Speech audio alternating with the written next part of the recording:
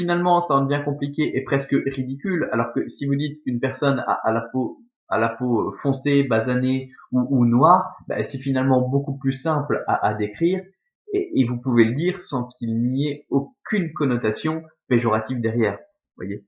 Bon, on poursuit. Alors si Straba cite Veneri similis, si Rawa minervai. Donc, Sirawa minervai, sit gracilis, macie quae male viva sua est. Bon, on peut arrêter là parce qu'il y a une rupture nette. Donc,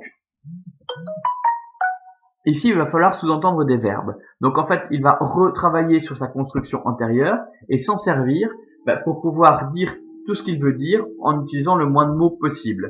Donc, il va falloir notamment ici sous-entendre le verbe hérite, comme on l'avait au-dessus. Donc, hérite, le verbe être, on le sous-entend très fréquemment en latin. Donc, au futur simple, toujours. Donc, si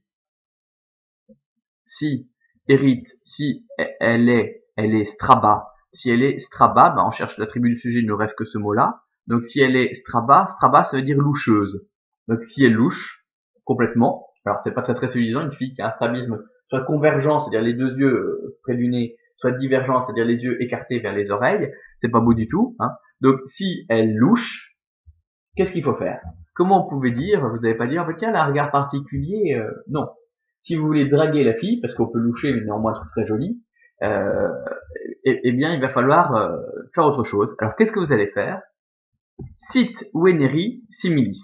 Donc, on cherche le verbe là-dedans. Sit. C'est le verbe être au subjonctif présent actif. Donc, qu'elle soit, on cherche l'attribut du sujet.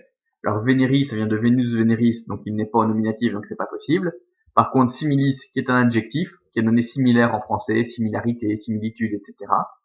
Donc, similis est bien au nominatif féminin singulier, c'est notre attribut du sujet.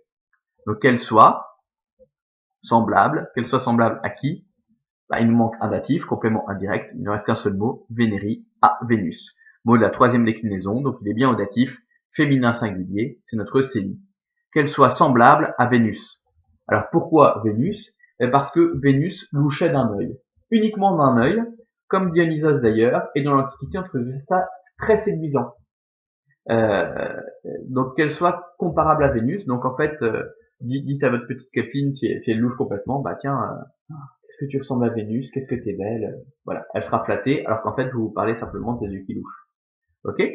Alors, on a gardé cette... vous allez me dire, ouais, mais nous, on trouve ça moche, des gens qui louchent. Non, pas obligatoirement. Quand on louche très légèrement d'un œil, généralement, ça rend le regard plus beau. Et d'ailleurs, on a gardé l'expression avoir une coquetterie dans l'œil. Donc, quand on a une coquetterie dans l'œil, c'est qu'on louche très légèrement d'un œil, et ça ajoute un charme supplémentaire parce que le regard devient un peu incertain. Vous voyez?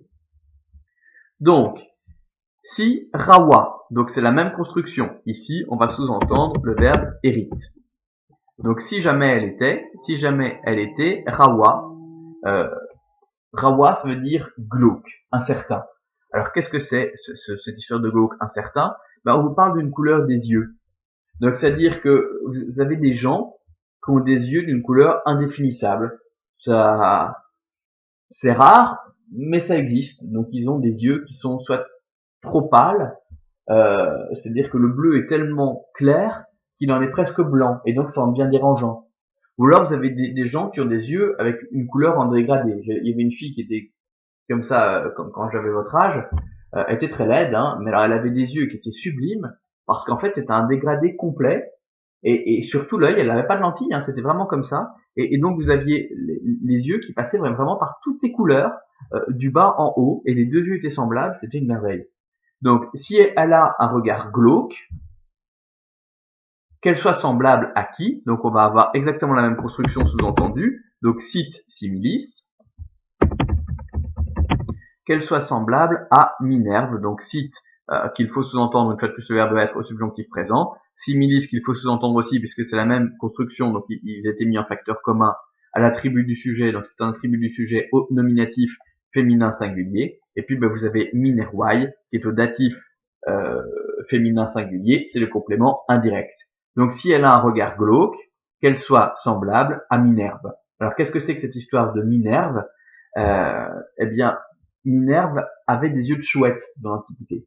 Donc c'est-à-dire que nous on retrouve les statues non peintes, puisque toute la couleur a disparu, mais quand vous voyez les yeux de Minerve quand ils étaient peints, et si vous regardez les sculptures en gros plan uniquement au niveau de l'œil, quand elles datent de l'Antiquité, vous allez voir une espèce de tourbillon, de labyrinthe dans l'œil de Minerve. Donc on la peignait de la même façon qu'on peignait les yeux des chouettes, parce que l'animal fétiche de Minerve c'est la chouette. La chouette symbolise l'intelligence, puisque la chouette a le pouvoir de pouvoir se guider dans la nuit dans les forêts impénétrables, plongées dans l'obscurité. Donc l'obscurité et les forêts impénétrables symbolisent l'ignorance et la stupidité humaine. Et donc Minerve avait des yeux de chouette, puisqu'elle avait elle aussi ce pouvoir-là, puisque c'est la déesse de l'intelligence. Donc vous voyez ici, elle a des yeux glauques, d'une couleur bizarre, qu'elle soit semblable à Minerve. Alors là, je vais faire une petite pause. Je vais essayer de retrouver un texte qui est très très beau. Donc vous avez... Attendez, je surveille le temps d'abord. Ouais, ça va. Donc il y a un écrivain français au 19e siècle qui a écrit une nouvelle où justement un personnage comme cela euh, est, hérite d'une statuette mésopotamienne et cette statuette a des yeux glauques.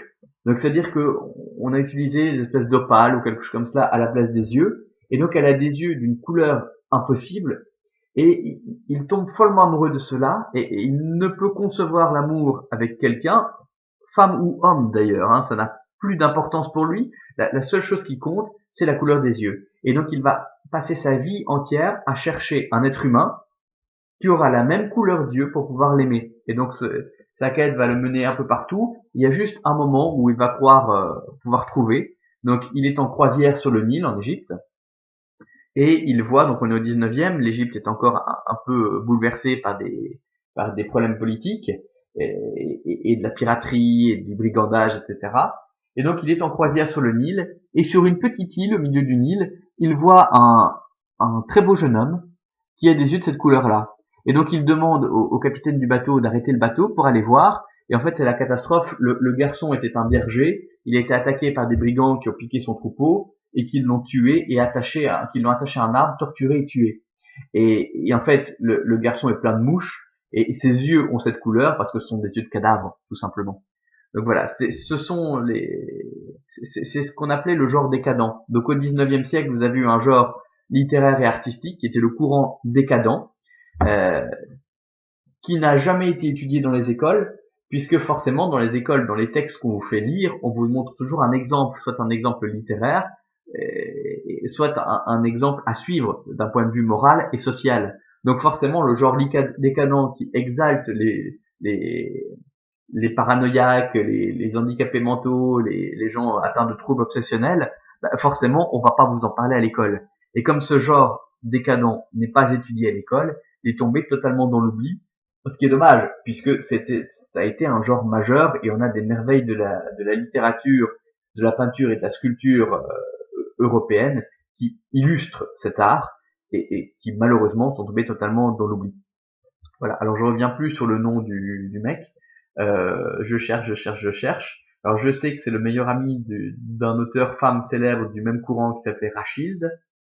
Je vais chercher. Je fais une petite pause, je cherche.